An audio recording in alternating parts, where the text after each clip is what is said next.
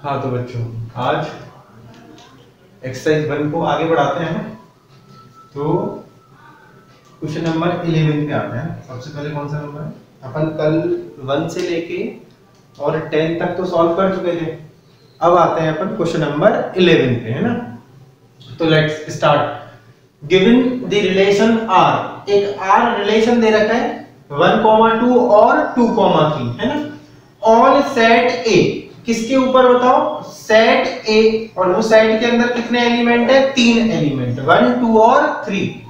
The minimum number of ordered pairs which when added to R, मतलब ऐसे कम से कम कितने ऑर्डर्ड पेयर इस रिलेशन में जोड़े जाएं जिससे कि ये रिलेशन क्या हो जाए? इक्विवेलेंस रिलेशन हो जाए। मतलब इस रिलेशन आर में ऐसे कितने एलिमेंट्स ऐड किए जाएं, ऐसे कितने ऑर्डर्ड पेयर्स ऐड किए जाएं जिससे कि ये रिलेशन आर कैसा हो जाए? बताओ, तुल्यता संबंध हो जाए, इक्विवेलेंस रिलेशन हो जाए। तो कोई भी रिलेशन तुल्यता संबंध कब होता है? बताओ।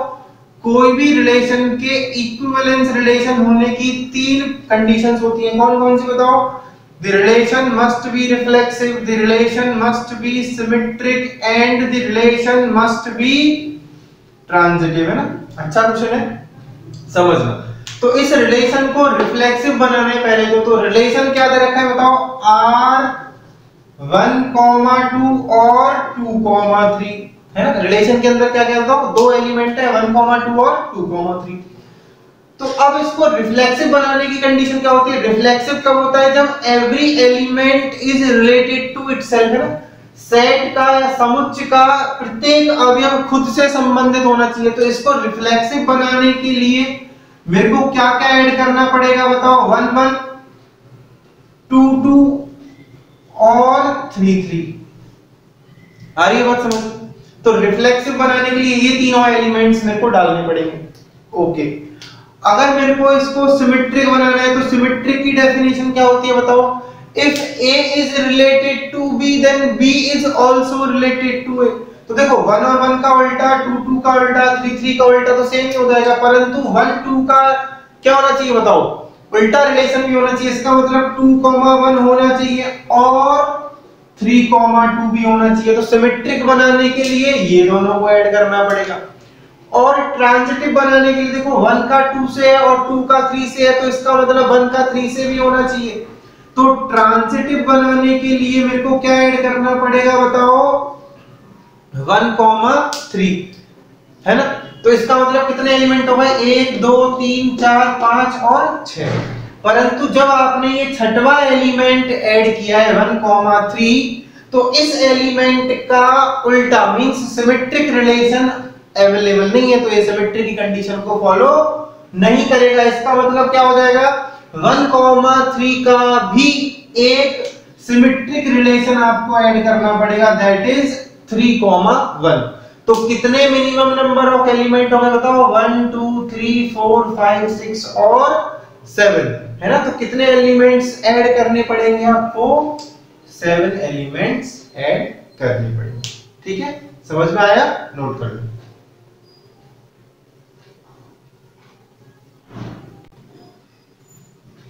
Yeah. Next question number 12. Let P is equal to x, y such that x square plus y square बराबर 1। मतलब कि x और y का रिलेशन क्या है? x square plus y square बराबर 1। ये क्या है? बताओ। x और y में रिलेशन है। x और y कहां से बिलोंग करेगा? r से। r का मतलब रियल नंबर्स। तो p जो रिलेशन होगा वो कैसा होगा ये बताना है आपको। तो सबसे पहले क्या चेक करोगे? बताओ। रिफ्लेक्सिव। तो रिफ्लेक्सिव कैसे होगा? बताओ। रिफ्लेक्सिव में तो आपको एक ही पॉइंट लेना है, तो a square plus a square बराबर 1।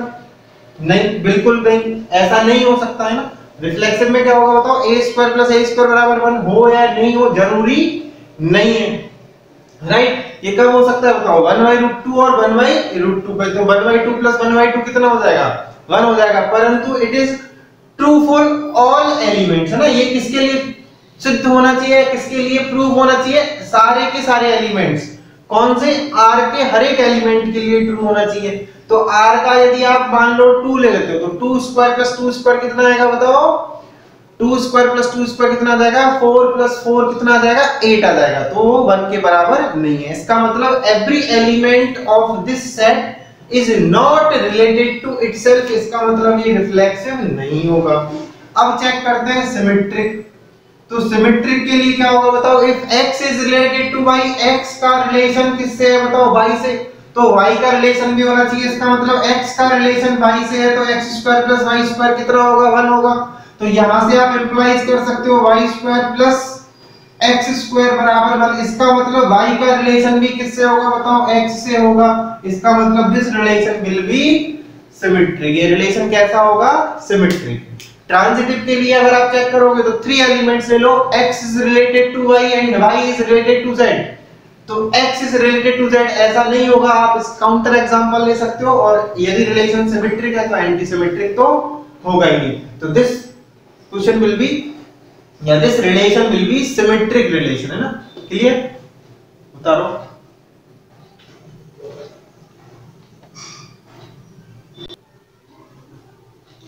Now come to the next question, question number 13.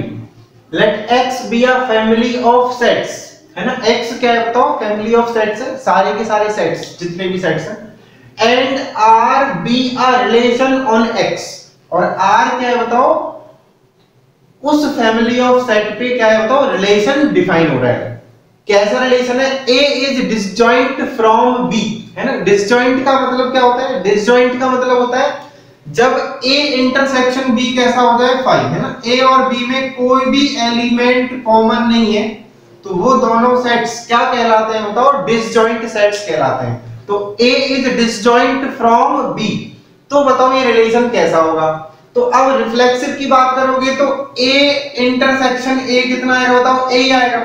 इसका मतलब every set is subset of itself, है ना। तो a इंटरसेक्शन a करोगे तो क्या आएगा बताओ, a आएगा। तो ये 5 के बराबर नहीं है, तो ये रिलेशन रिफ्लेक्सिव नहीं होगा।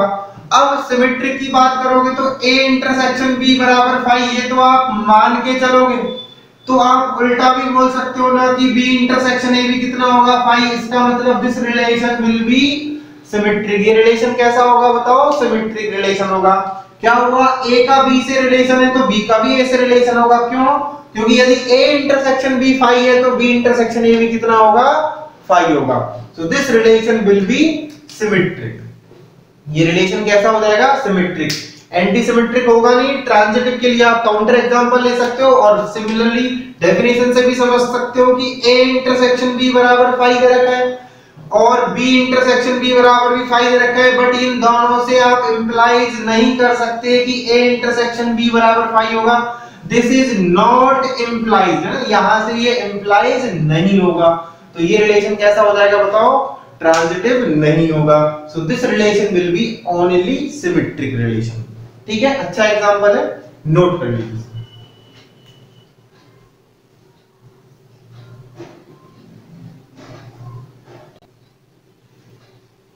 Next, question number 14. In order that a relation R defined in a non-empty set A.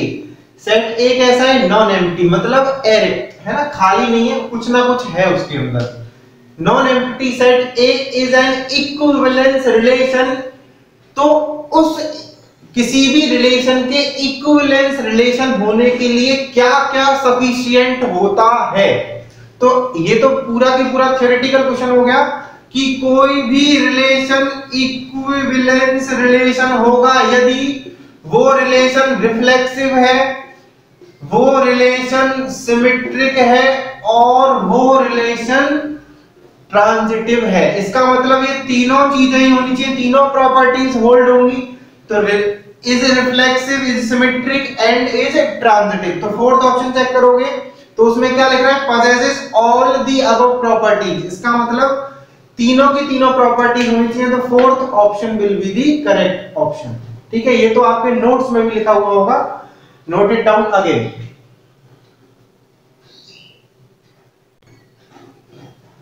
ये नेक्स्ट क्वेश्चन नंबर 15। देखो ये क्वेश्चन थोड़ा सा अलग है, ये इसमें थोड़ा सा आगे का कॉन्सेप्ट भी है, और यहाँ पे लिखा है ना R इनवर्स, तो ये O का मतलब है कंपोजिशन, है ना। तो ये हम लोग फंक्शन के अंदर पढ़ेंगे, जो नेक्स्ट टॉपिक होगा हमारा फंक्शन। उसके अंदर हम लोग ये डिस्कस करेंगे, बट अभी मैं आपको समझा दे रहा हूँ क्योंकि यहाँ पर ये आ चुका है क्वेश्चन। तो एक बार हम लोग कंपोजिशन का कॉन्सेप्ट समझते हैं ना।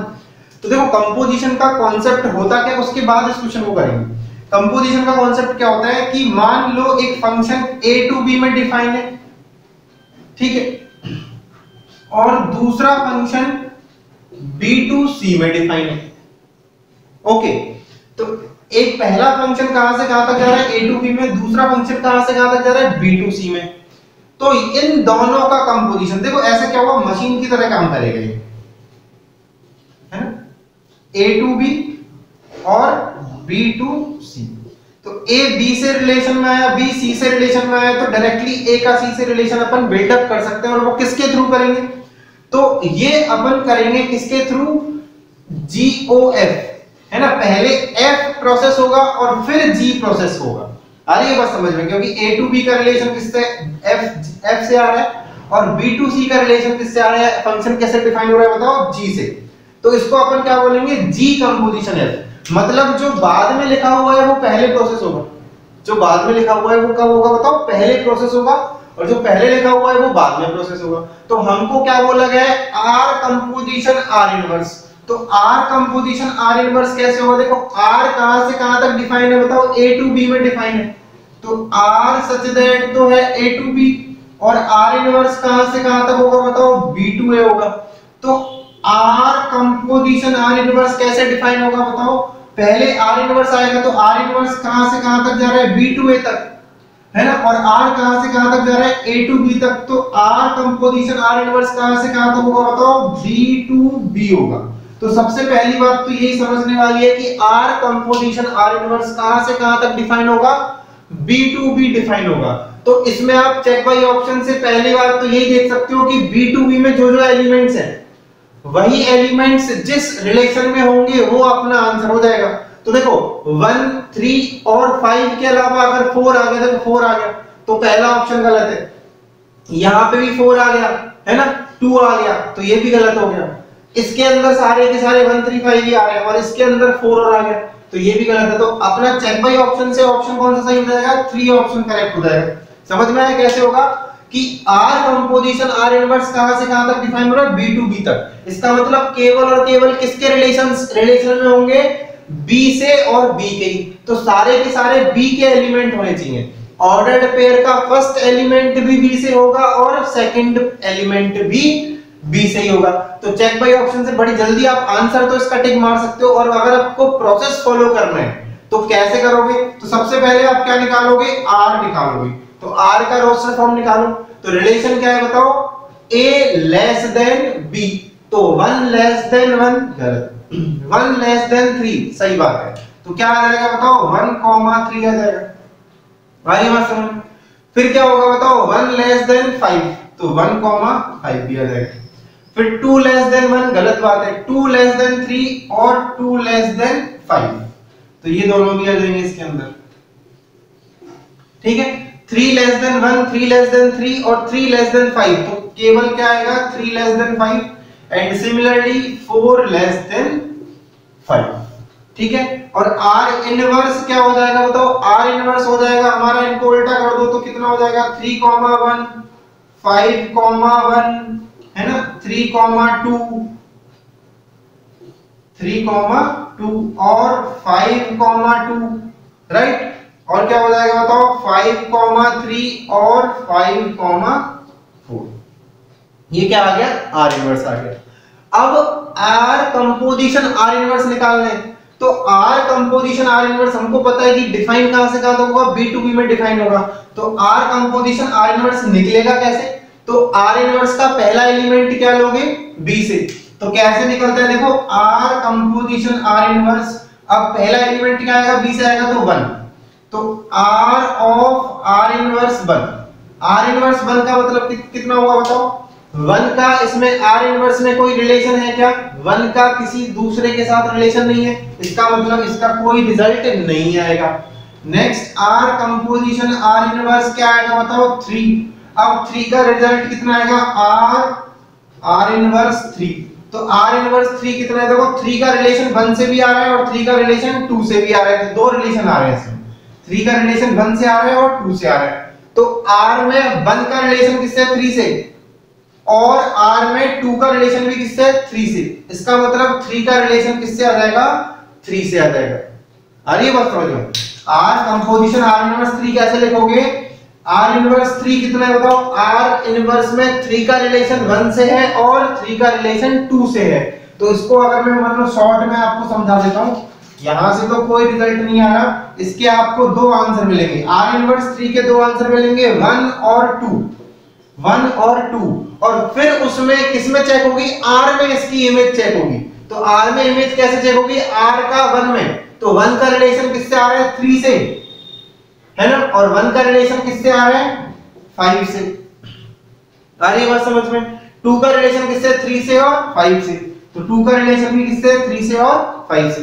तो देखो क्या हो जाएगा, 3 का 3 से, 3 का 5 से, 3 का 3 से, 3 का 5 से। इसका मतलब 3, 3 और 3, 5, 3, 3 और 3, 5। नेक्स्ट किसकी बात होगी बताओ? 5 की बात होगी। तो R कंपोजिशन R इनवर्स 5, इसके कितने रिलेशन है देखो? तो R इनवर्स में देखो 5 का किससे है बताओ? 1 से, और 5 का किससे बताओ? 2 से भी है, 3 से भी है, 4 से भी है, सारे के सारे। तो R कंपोजिशन R इनवर्स 5, इसको एक बार मैं रब कर देता हूं, है ना, यहां पे समझा देते हैं, थोड़ा सा बोर्ड छोटा है। तो R कंपोजिशन R इनवर्स, है ना, और R इनवर्स में कौन सा एलिमेंट बचा है? 5 बचा है। तो R इनवर्स के अंदर 5 की इमेज चेक करो। 5 का रिलेशन किससे? 1 से भी है, 2 से भी है, 3 से भी है और 4 से भी। 1, 2, 3 और 4।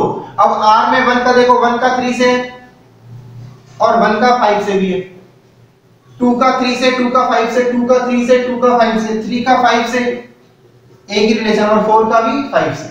आ रही है समझ? तो 5 का देखो किससे रिलेशन आ जाएगा? 5 का 3 से आ जाएगा, तो 5 का 3 से आ गया, राइट। 5 का 5 से आएगा तो 5 का 5 से भी आ गया। 5 का 3 से आएगा, अगेन रिपीट हो रहा है, एक ही बार लिखेंगे। 5 का 5 से आएगा, एक ही बार लिखोगे। 5 का 5, 5 का 5, तो एक ही बार लिखा जाएगा। तो हमारा ऑप्शन कौन सा चेक हो जाएगा? 3 ऑप्शन विल बी करेक्ट। तो कुल मिला के क्या बात हुई? दिस इज दी कंपोजिशन, और ये हम लोग बहुत डिटेल में पढ़ेंगे। कौन से चैप्टर में? फंक्शन वाले चैप्टर में। अभी फिलहाल मैंने आपको इतना समझाया है कि इस क्वेश्चन को करने के लिए हम लोग क्या करेंगे, तो जो भी बाद में लिखा हुआ होता है उसका, या वो रिलेशन पहले परफॉर्म होगा, और जो बाद में लिखा हुआ है वो तो पहले परफॉर्म होगा, और जो पहले लिखा हुआ है वो बाद में परफॉर्म होगा। तो R कंपोजिशन R इनवर्स निकालने के लिए पहले R इनवर्स परफॉर्म होगा और फिर R परफॉर्म होगा। तो R इनवर्स का पहला एलिमेंट 1, उसमें आप देखोगे किस किस का रिलेशन है, और उस रिलेशन को फाइंड करोगे R में। तो इस तरह से हम लोग चेक कर सकते हैं। तो इसका कौन सा ऑप्शन करेक्ट हो जाएगा बताओ? 3 option will be the correct option, and this O is called composition of functions. तो यहां पे बोलेंगे कंपोजिशन ऑफ रिलेशंस। आ रही बात समझ में? नोट इट डाउन, इसको अच्छे से नोट कर लीजिए।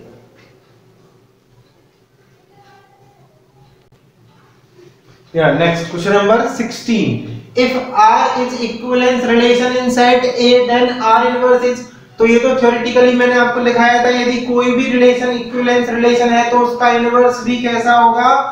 Equivalence relation. Note it down कि कोई भी रिलेशन यदि इक्विवेलेंस रिलेशन है तो उसका इनवर्स भी हमेशा कैसा होता है? इक्विवेलेंस रिलेशन होता है। क्लियर? नोट इट डाउन, इसको नोट कर लीजिए इस पॉइंट को। हाँ, तो बच्चों नेक्स्ट क्वेश्चन पे आ जाओ। Question number 17। लेट ए एक साइड दे रखा है PQR, which of the following is an equivalence relation, इनमें से कौन सा संबंध तुल्यता संबंध होगा? तो कैसे चेक करोगे? कोई भी संबंध तुल्यता संबंध कब होता है? जब वो संबंध रिफ्लेक्सिव भी हो, सिमेट्रिक भी हो और ट्रांजिटिव भी हो। तो क्या होगा देखो, R1 को चेक करेंगे कि ये रिफ्लेक्सिव है, सिमेट्रिक है और ट्रांजिटिव है या नहीं। तो सबसे पहले रिफ्लेक्सिव चेक करते हैं। तो रिफ्लेक्सिव का मतलब है every element should be related to itself, है ना। P का P से होना चाहिए, Q का Q से होना चाहिए और R का R से होना चाहिए। तो P का P से है क्या? है। Q का Q से है क्या? नहीं है। इसका मतलब this relation is not reflexive, so this relation is not equivalence relation. आपका अगर एक भी कंडीशन फॉल्स हो गया तो वो इक्विवेलेंस नहीं होगा। तो ये रिलेशन रिफ्लेक्सिव नहीं है तो इक्विवेलेंस होने के कोई चांसेस नहीं है। तो रिफ्लेक्सिव ही नहीं है तो अब आप आगे की चीजें चेक नहीं करोगे। स्टॉप कर दोगे एंड बोल दोगे this relation is not equivalence relation.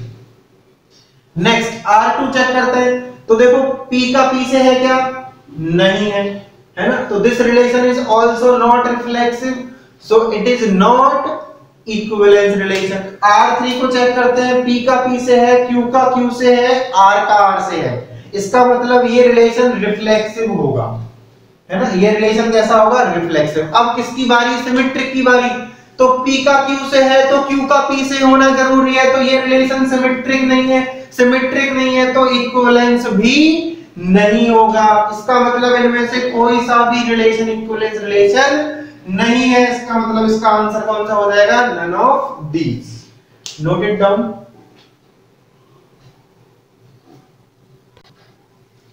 हाँ तो बच्चों नेक्स्ट क्वेश्चन नंबर 18 पे आओ। ये क्वेश्चन तो मैंने आपको कॉपी में करा ही रखा है पहले से ही, है ना, अगर आप कॉपी में देखोगे तो आपको ये क्वेश्चन मिल जाएगा, है ना। तो देखते हैं R जो रिलेशन है वो कैसे डिफाइन हो रहा है, 1 plus A be greater than 0, और वो किस पे डिफाइन हो रहा है बताओ, रियल नंबर्स पे। इसका मतलब x a और b कहां से आएगा बताओ, a, b belongs to real numbers, है ना। तो ये रिलेशन कैसा होगा बताओ, सिमेट्रिक, रिफ्लेक्सिव और ट्रांजिटिव अपन को चेक कर रहे हैं।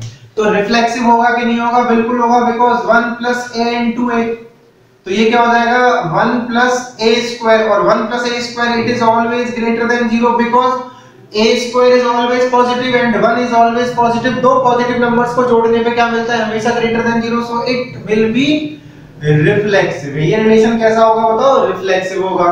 नेक्स्ट सिमेट्रिक की बात करेंगे, तो यदि 1 plus a into b greater than 0 है तो 1 प्लस b इनटू a भी ग्रेटर देन 0 होगा। इसका मतलब यदि a का b से रिलेशन है तो b का भी a से रिलेशन होगा कि नहीं होगा। इसका मतलब ये रिलेशन कैसा होगा बताओ, सिमेट्रिक भी होगा। परंतु ट्रांजिटिव की बात करेंगे तो मैंने आपको एक काउंटर एग्जांपल लिया था 1 1/2 और -1 का, कि 1, 1/2 का रिलेशन है 1, 1/2 बिलोंग्स टू r का मतलब रिलेशन, है ना। 1/2 -1 is also belongs to R, but 1, -1 does not belongs to R। इसका मतलब this relation is not transitive, है ना। ये रिलेशन कैसा नहीं होगा बताओ, ट्रांजिटिव नहीं होगा, सिमेट्रिक होगा, रिफ्लेक्सिव होगा, but not transitive. So option को आप चेक कर लीजिए, रिफ्लेक्सिव होगा, सिमेट्रिक होगा, but this will be not transitive.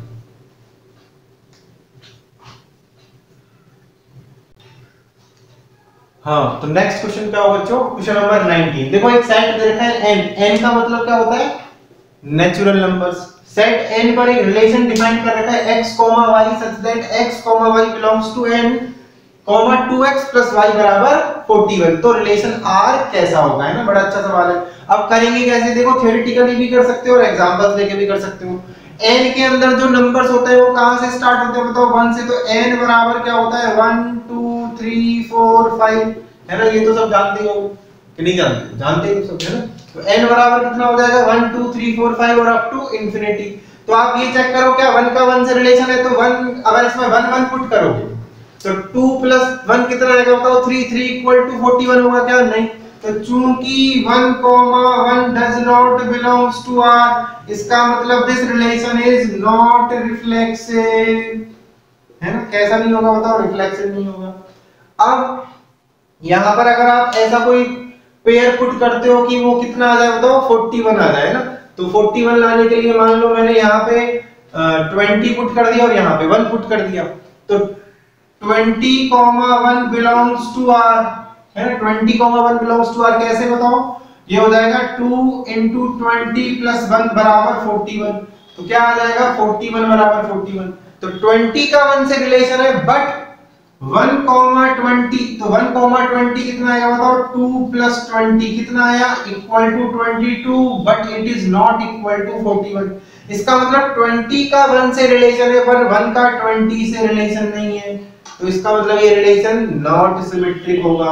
और इसी तरह से हम लोग क्या बोल सकते हैं, है ना, कि ट्रांजिटिव भी नहीं होगा। तो इसका मतलब this relation is not reflexive, not symmetric, not transitive, so the option will be none, है ना। इसका करेक्ट ऑप्शन क्या हो जाएगा, नन हो जाएगा। इनमें से कोई सा भी रिलेशन ये नहीं है।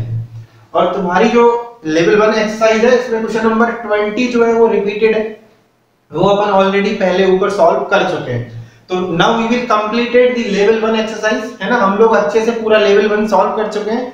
अगर आपको कोई भी डाउट हो तो आप कमेंट बॉक्स में मेरे से डाउट डिस्कस कर सकते हो, ठीक है। नेक्स्ट लेवल 2 का जो लिंक है वो आज की वीडियो में आपको शेयर होके मिल जाएगा, तो आप आज लेवल 2 को सॉल्व कर लीजिए और उसको कल हम लोग डिस्कस करेंगे क्लासरूम में। होप आपको अच्छा लग रहा होगा, मजा आ रहा होगा पढ़ने में। तो अगर आपको अच्छा लग रहा है, मजा आ रहा है, इंटरेस्टिंग लग रहा है, then like and subscribe the channel. Thank you.